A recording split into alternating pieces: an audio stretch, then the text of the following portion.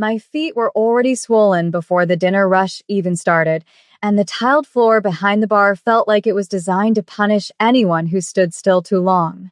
The restaurant looked expensive from the street, all glass and gold light, but behind the scenes it was heat, steam, and the sharp smell of bleach that never truly left my hands. I kept my hair pulled back tight, not because it made me feel neat, but because loose strands invited criticism from managers who liked having reasons to look down on people. My white shirt was clean at the beginning of every shift, and my red apron always ended the night stained with wine drops and small streaks of sauce that looked like warnings. The regular customers never looked at me long enough to remember my face, and the ones who did usually looked for the wrong reasons. I was invisible in the way poor people become invisible, like a chair someone forgets they sat on. That was fine, because invisibility meant safety, and safety meant rent. Then he walked in, and the room changed as if the air had been rewritten. He did not announce himself, and he did not need to. The man was tall, handsome in a cold, precise way, with short black hair styled neatly back, and a calm expression that made other men look uncertain without understanding why. He wore a dark coat, expensive but understated, and he moved like he owned time, like he could slow it down if he wanted. Two men followed him, not as friends, but as shadows that had learned how to breathe. Conversations lowered themselves. Even the pianist, who was never asked to stop, softened the keys as if he had been warned without words. The hostess smiled too fast, then corrected her posture, like she had remembered her place. "Good evening, sir," she said, voice trembling at the edge. He nodded once, barely, then looked past her like she was a doorframe. When I stepped out with a tray of drinks, I felt his gaze find me, not hungry, not friendly, but assessing, like he was choosing where to place a knife. "You," he said, not loudly, and still the word cut through the room. I walked over because that was what I did, because refusal was a luxury I could not afford. Up close, his eyes were dark and still, and his face was unreadable in the way dangerous people often are. "Yes, sir?" I asked, keeping my voice steady while my stomach tightened. He held out his hand to accept a menu, and that was when I saw it. A ring on his finger, thick and heavy, with a distinctive crest that caught the light in a way that made my chest go tight. I had seen that crest in a different place in a different life, in the small memories I kept hidden like contraband. My mother had a ring like that, and I had watched her turn it in her palm when she thought nobody was looking, like it was a piece of history that could burn her. My throat dried out before I could stop myself. "Sir," I said, softer than I meant to. "My mother has a ring like yours." His hand froze in midair, and the world felt like it paused around it. The calm expression did not break, but something underneath it shifted, like a locked door had just recognized the correct key. His gaze sharpened until I felt exposed down to my bones.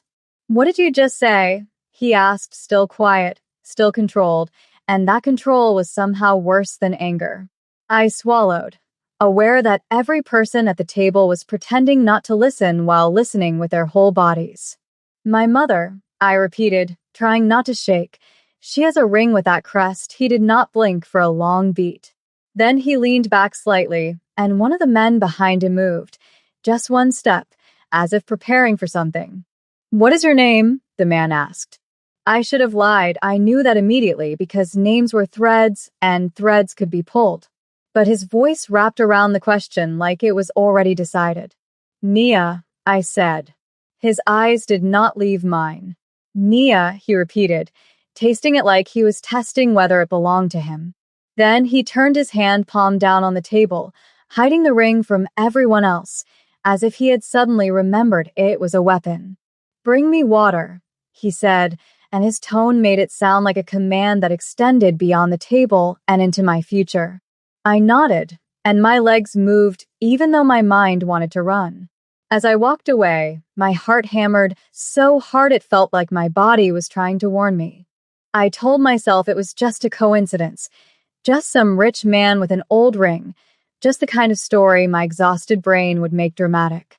But when I glanced back, he was still watching me, and his gaze did not feel curious. It felt like possession beginning to take shape.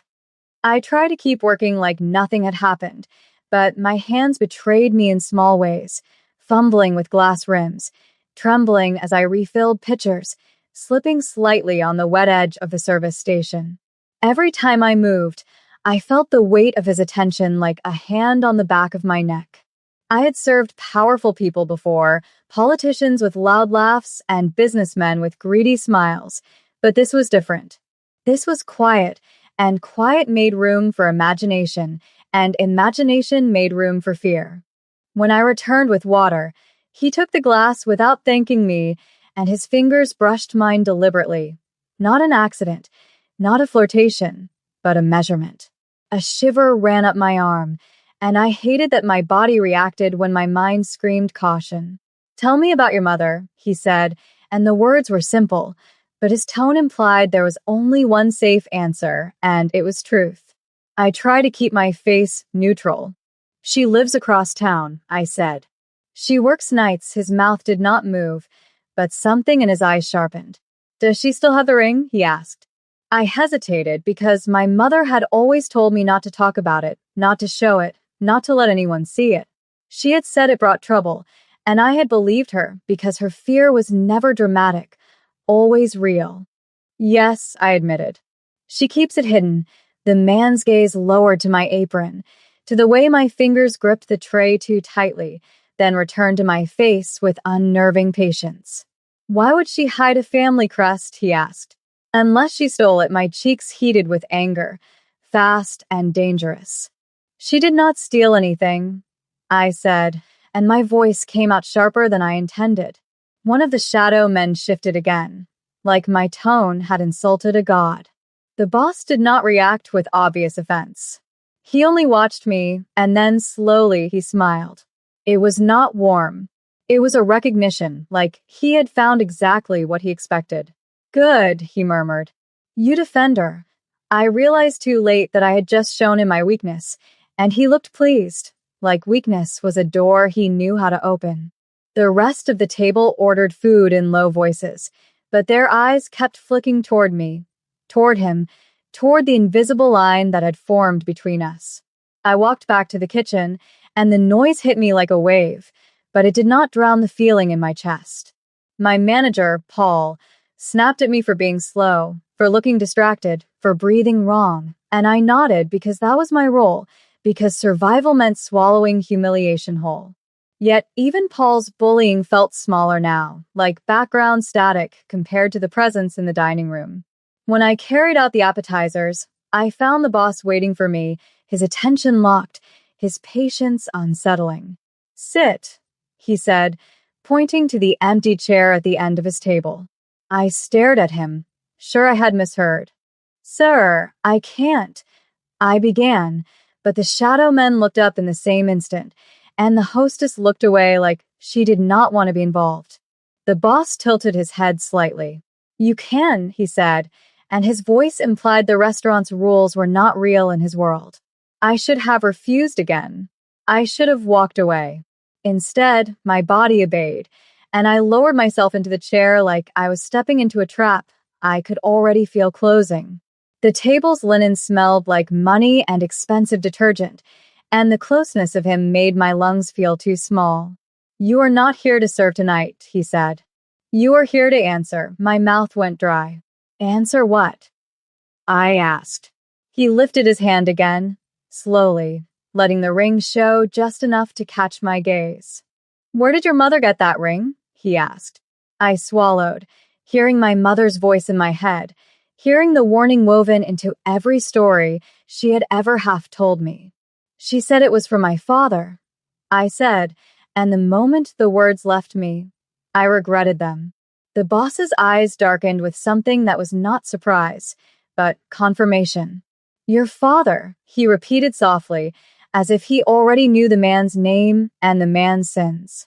Then he leaned forward, and his voice dropped lower, intimate enough to feel like a secret shared in the dark. "Do you know who I am, Nia?" I shook my head because I did not want to speak his name because names gave power and he already had too much. He studied me for a long beat. My name is Kong Junesio, he said, calm and certain, and the way he said it made the syllables feel like a lock clicking shut. I had heard whispers, of course. Everyone in the city had.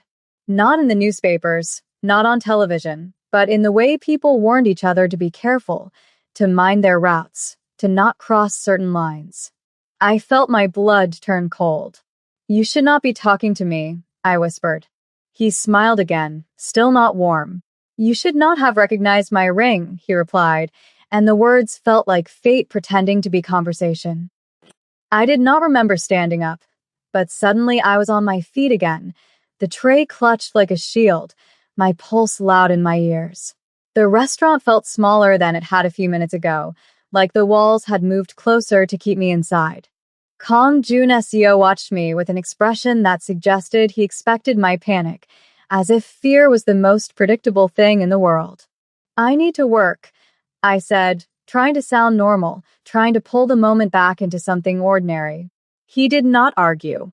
He simply looked at one of his men, and the man stood, walked toward the host's stand, and spoke quietly to the manager.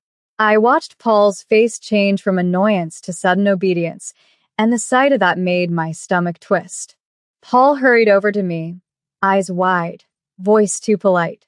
Nia, you can take your break now, he said, and I stared at him because he had never once offered me a break without making me feel guilty for needing it. I didn't ask. I began, but he cut me off.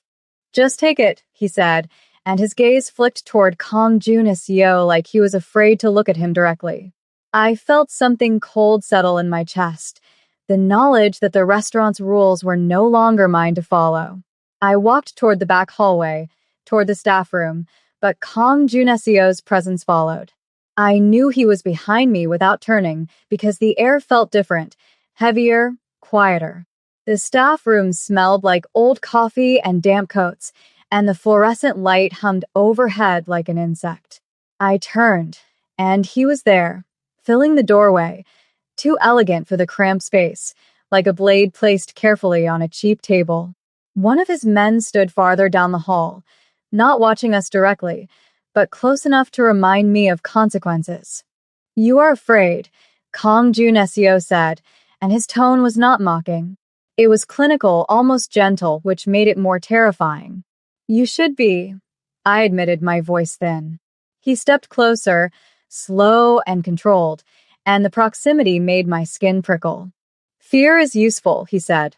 It teaches you who has power. I swallowed, refusing to let tears rise because tears invited pity, and pity was a form of ownership I did not want. What do you want from me? I asked. His gaze moved over my face, over the tight pull of my hair, the tired shadows beneath my eyes, the red apron that marked me as someone meant to be ordered around. I want the truth, he said. And I want the ring. I shook my head before thinking. It's not mine, I said. It's my mother's. His eyes narrowed slightly, and his voice softened in a way that felt like a hand closing around my throat. Everything connected to that ring becomes mine, he said. That is how legacy works. The word legacy hit me harder than threat because it implied history, blood, and decisions made long before I was born. My mother doesn't even talk about it, I said. She just keeps it hidden. Kong Juo's jaw tightened, almost imperceptibly. She hides it because she knows what it means, he replied. And she hides you because you are part of what it means. My heart stumbled. I don't understand, I whispered. He studied me for a moment, and something in his gaze shifted, a flash of something darker and more personal, like anger wrapped in discipline. Your mother's choices created a problem, he said. You are the living evidence of that problem. My hands clenched at my sides.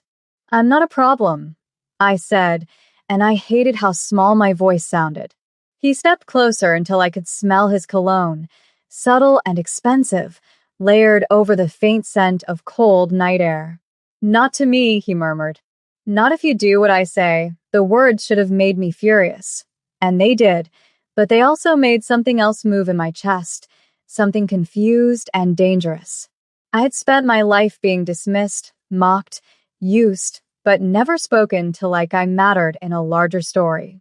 Even his menace carried a kind of attention that felt like gravity. "Why would you care about me?" I asked, and my voice broke slightly despite my effort. Kong Juneso lifted his hand, the ring catching the light, and he held it between us like a symbol and a warning.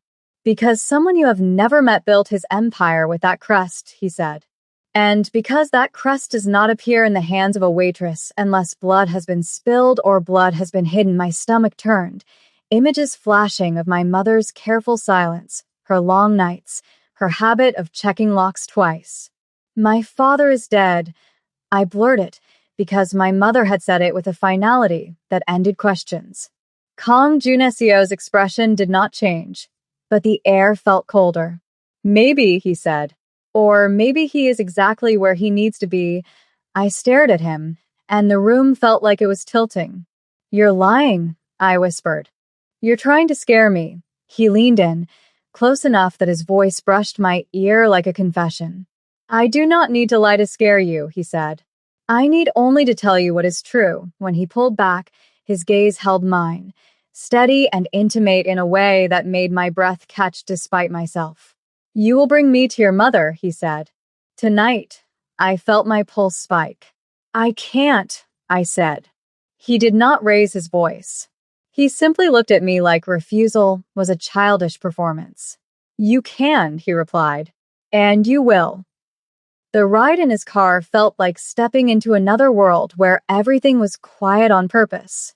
The interior smelled like leather and faint smoke, and the windows were tinted so dark the city looked blurred, unreal, like a memory. I sat stiffly, my red apron folded in my lap because I had not even been allowed to change, and the contrast between my cheap uniform and the luxury around me made my skin burn with humiliation. Kong Juniseo sat beside me, not touching, not crowding, yet his presence filled the space more completely than any closeness could. Two enforcers sat in the front, silent, scanning the streets as if the city belonged to them. I kept my eyes forward, telling myself to memorize every turn, every landmark, because fear demanded preparation. "You can still tell me no," I said, although my voice sounded like I was pretending. Kong Juneseo turned his head slightly, watching me with calm interest. "No is a word for people who believe consequences are negotiable," he replied. I swallowed. "So you're kidnapping me?" I said, and the accusation came out brittle. He did not seem offended. "If I wanted to kidnap you," he said, "you would not have your phone, and you would not know where you are." I touched my pocket instinctively, feeling my phone still there, and the fact that he had pointed it out made me feel even more controlled. "Why are you doing this the gentle way?" I asked, and my voice carried more anger now, because anger was easier than panic. Kong Junesio's gaze held mine for a moment, and something unspoken passed through it, something that felt like calculation mixed with restraint. "Because you are not just leverage," he said. "And because I do not enjoy breaking what I might need intact." My stomach twisted again at the casual cruelty of that logic. "What do you need me for?" I asked. He looked out the window for a beat, the city's lights sliding over his face like moving shadows. "You are a bridge," he said. "To a woman who thought she could disappear with something that belongs to my bloodline." The word bloodline landed hard, heavy with meaning I did not have and did not want. "My mother doesn't belong to you," I snapped. He turned back to me slowly. "She belongs to her choices," he said. "And choices of owners." I hated him in that moment, and I also hated that part of me listened like his words mattered more than anyone else's had. The car stopped in front of my mother's building, an aging complex with peeling paint and a flickering hallway light that never worked properly. The contrast between his world and ours looked obscene. I stared at the entrance, my chest tight with dread. "She'll be terrified," I whispered. Kong Junesio's expression softened just slightly, in a way that made my breath catch because softness from him felt like a dangerous gift. "Then do not scream," he said. "Do not make it worse." I opened the door with shaking hands, my shoes crunching on gravel, and the cold air hit my face like a slap. His men followed at a respectful distance, not close enough to seem like a scene, but close enough to end any illusion of freedom. I led Kong Juneso up the stairs, each step louder than it should have been, and my hands fumbled with the key. When I opened the door, my mother stood in the small kitchen, still in her nightclothes, hair wrapped, eyes tired but alert. The moment she saw me, relief flickered. The moment she saw him behind me, the relief shattered. Her face drained of color so fast it looked like a candle being snuffed out. "Mia," she breathed, voice barely there. Her gaze locked onto the ring on Kong Juneseo's hand, and her body went rigid as if her bones had turned to stone. Kong Junseo stepped into our cramped living room like he belonged there, like the walls were built to contain him. "It has been a long time," he said, his voice calm, almost polite. My mother's lips trembled. "You shouldn't be here," she whispered. Kong Juneseo's eyes did not soften for her. "You should not have taken what was not yours," he replied. My mother looked at me then, and the look was not just fear. It was guilt, deep and ancient, like she had been carrying it so long it had shaped her spine.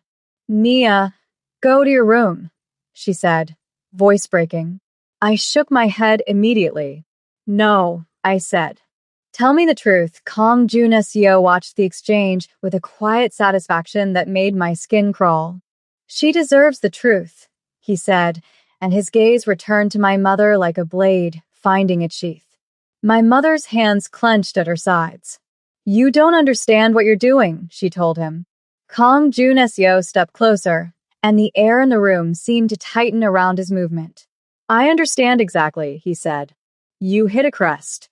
You hit a child. And you hit a story that belongs to me." My mother's eyes glistened, and for the first time I saw her not as the woman who worked and worried and survived, but as someone trapped inside a past she had never escaped. "Please," she whispered, and the words sounded like surrender. Kong Juneseo's gaze flicked to me, and something in it felt intimate, almost possessive, like he was already rewriting where I belonged. "Tell her," he commanded softly, "or I will." My mother closed her eyes like she was bracing for a blow that had been falling for decades, and when she opened them again, something in her expression had shifted from panic to exhausted resolve. She moved slowly to the small wooden table by the window, the one with the uneven leg, and reached into a hidden compartment beneath a loose panel. Her fingers trembled as she pulled out a folded cloth, worn thin from years of careful handling. When she unfolded it, the ring lay there, heavy and unmistakable, its crest catching the dim light of the apartment in the same cold, deliberate way it had caught the light in the restaurant. My chest tightened as realization settled in, sharp and disorienting. Kong Juneseo watched without interrupting, his posture relaxed, his patience predatory. "I did not steal it," my mother said quietly, her voice steadying as if confession gave her structure. "He gave it to me." Kong Juneseo's eyes narrowed, just a fraction. "He was not yours to take," he replied. My mother laughed softly then, a sound stripped of humor. "Men like him never belong to anyone," she said. "They just decide who they ruin."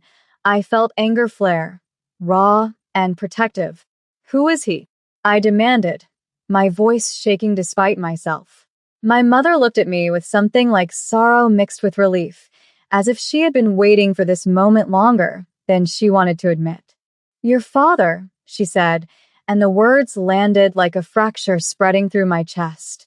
Kong Juneseo inhaled slowly, his jaw tightening. "My brother," he corrected calmly, and the room seemed to tilt as the truth rearranged itself around that sentence. My knees felt weak, and I grabbed the edge of the counter to stay upright. "Brother," I echoed, disbelief tasting bitter on my tongue. My mother nodded once. "He was powerful," she said. "Cruel when he wanted to be. Gentle only when it suited him." Kong Junseo's gaze hardened, shadows deepening around his eyes. "He was a liability," he said flatly. "And he paid for it." I stared at him, horror and fascination twisting together. You killed him, I whispered. Kong Junesio did not deny it. I ended a threat, he replied. And you are the consequence he left behind. Silence stretched, heavy and suffocating. I felt suddenly small, like the ground beneath my life had shifted and revealed a depth I could not measure. My mother reached for me, her hand warm and familiar, grounding. I try to protect you, she said, her voice breaking at last. I hid you because his world destroys everything it touches. Kong Junesio watched the gesture with an expression I could not read, something like calculation tangled with restraint. And yet, he said softly, here she is. His gaze returned to me, intense and intimate, and I felt a strange pull, like gravity reasserting itself. You have his eyes, he added, and the words sent a shiver through me I did not want to acknowledge. I did not sleep that night, not really. Kong Junesio allowed my mother and me a few hours alone, though his men remained stationed outside the apartment like silent sentinels. My mother paced, wringing her hands, apologizing in fragments, explaining pieces of a story she had buried for years. She told me about a man who had promised protection and delivered fear, about love that felt like captivity, about escape purchased with silence and distance. I listened, numb and aching, trying to reconcile the woman who had raised me with the past she described. When dawn crept in through the thin curtains, painting the room in pale gray light, Kong Junesio returned. He looked unchanged, immaculate, as if the night had been nothing more than a pause in his routine. You will come with me, he said to me, not unkindly. My mother's breath caught. No, she said immediately. Kong Junesio's gaze flicked to her, cool and final. She is already part of my world, he replied. Keeping her here will only make her a target. I felt my heart race, torn between fear and something darker, something that whispered inevitability. What happens to her? I asked, nodding toward my mother. Kong Junesio regarded me for a long moment. She will be left alone, he said. Provided she remains invisible, my mother reached for my face, tears spilling freely now. You don't have to go, she pleaded. I looked at her, at the lines carved by worry and sacrifice, and then at Kong Junesio, standing calm and powerful in our small, fragile space. I understood then that refusal would not save me, only delay the collision. I'll go, I said quietly, and the words felt like surrender and choice braided together. Kong Junesio inclined his head, approval flickering briefly across his features. You are smarter than he was, he said. That may keep you alive. His compound was nothing like I had imagined, tucked behind layers of security, blending modern luxury with deliberate austerity. Everything was clean, controlled, designed to remind you that chaos was not welcome here. Kong Junesio assigned me a room overlooking a private courtyard. The silence, so complete it felt unnatural. You will stay, he told me. You will learn, I bristled at the implication. Learn what? I asked. He turned to face me fully, his gaze heavy with meaning. Who you are, he replied. Days blurred into a strange rhythm of observation and instruction. Men deferred to him without question, women moved carefully around him, and I watched the machinery of power operate with terrifying efficiency. Kong Junesio spoke to me often, sometimes about business, sometimes about history, sometimes about my father in ways that were both condemning and uncomfortably intimate. I found myself listening despite my resistance, absorbing lessons about control, leverage, silence. At night, alone in my room, I lay awake replaying his words, hating how they made sense. One evening, after a particularly tense meeting I had been allowed to observe, Kong Junesio joined me in the courtyard. The air was cool, the lights low. You are adapting, he said. I crossed my arms. I don't have a choice, I replied. He stepped closer, his presence commanding yet strangely grounding. Choice is overrated, he said. Power is what matters, his gaze softened. just slightly, and my breath caught despite myself. And you have potential. The admission stirred something dangerous in me, a flicker of pride I had never been allowed to feel before. The first time he touched me, it was almost accidental, his hand brushing mine as he guided me through a document. The contact sent a jolt through me, unwanted and undeniable. He noticed immediately, his eyes darkening with interest. You feel it too, he said softly. I pulled my hand back. This isn't what you think, I insisted. He smiled faintly. It is exactly what I think, he replied. The tension between us grew, charged and unspoken, woven into every interaction. He never forced it, never crossed a line without my silent permission, and that restraint made the pull stronger, more confusing. I hated how safe I felt under his watch, how the fear of the outside world faded within his walls. When violence came, sudden and brutal, I saw his other side clearly. He ended a threat with chilling precision, his calm unbroken, his authority absolute. Later, when I confronted him, shaking with adrenaline and horror, he met my gaze without apology. This is the world you are part of, he said. Decide whether you will survive it or be destroyed by it. I realized then that I had already begun to choose. By the time I stood beside him in public, introduced not as a waitress, but as someone under his protection, the transformation felt complete. People looked at me differently, with caution and curiosity instead of dismissal. Kong Juneseo's hand rested lightly at my back, a possessive gesture that steadied me even as it marked me. You belong here, he murmured, low enough that only I could hear. I should have recoiled from the word belong, but instead I felt a strange sense of alignment, like a fractured part of me had found its place. The girl who had stood invisible behind a bar felt distant, almost unreal. In her place stood someone who understood power, who wielded silence like a blade, who knew the cost of legacy. As I met the gazes around me without flinching, I felt fear recede, replaced by something darker and more intoxicating.